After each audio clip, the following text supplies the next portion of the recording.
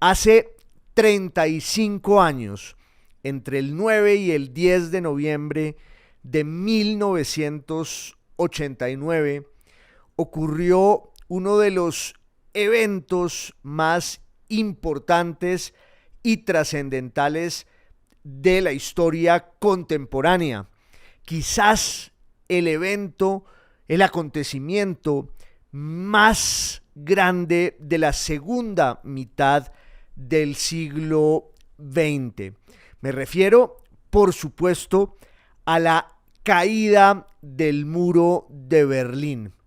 La sola invocación de ese episodio va más allá de lo que ocurrió allí. Es como si al hablar de ese momento estuviéramos resumiendo toda una época. Se volvió como un lugar común hablar de la caída del muro de Berlín para referirnos más bien al colapso de ese proyecto político, económico y cultural del socialismo que irradiaba la Unión Soviética y que construyó todo un bloque después de la Segunda Guerra Mundial. En 1989, desde principios de ese año, la República Democrática Alemana está conmemorando y celebrando los 40 años de su promulgación. Y hay toda clase de fastos monumentales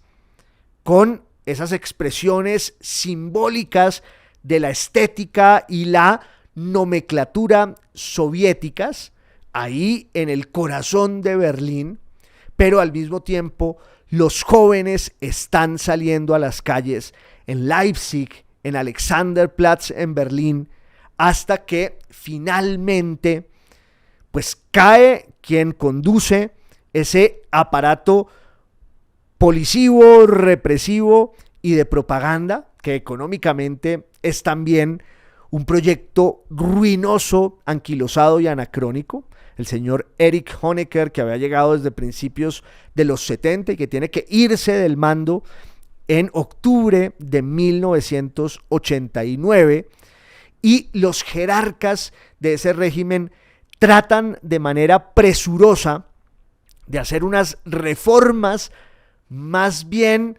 epidérmicas para contener la insatisfacción popular que ya está en las calles bullendo, pero no lo logran. Y entonces sacan una especie de resolución en la que abren el esquema de salida de la Alemania Oriental y dejan que muchos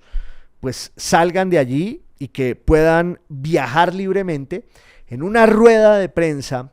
el 9 de noviembre de 1989, Günther Schabowski, que era el vocero político de la Alemania Oriental, está dando a conocer esta nueva decisión de que se van a abrir las fronteras y se van a levantar pues todos los requerimientos burocráticos y formales para que los alemanes del Oriente vayan a su mismo país del otro lado de esa grieta, del otro lado de ese abismo, del otro lado de ese muro que era una herida que nunca se cerró. Y entonces un periodista le pregunta: ¿y desde cuándo está vigente esa medida? Y él, no sabemos muy bien si de manera intempestiva e improvisada o porque así estaba preparado, dice: desde ya, creo que es inmediato. Y entonces viene la estampida famosa que todos conocemos de los berlineses orientales que van a los puntos de frontera para cruzarlos en una especie de desbordamiento, como un río que hubiera trascendido su cauce y que va a conocer o que va a palpar por fin ese mundo que estaba siempre allí del otro lado, como en el mito de la caverna platónica. Y todos recordamos esas escenas,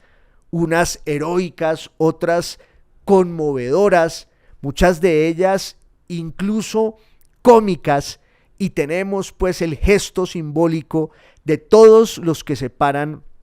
sobre el muro de Berlín a martillarlo y a tumbarlo. Eso ocurrió hace 35 años, aunque sigue habiendo muchos que tienen un muro de Berlín en la cabeza y en el alma.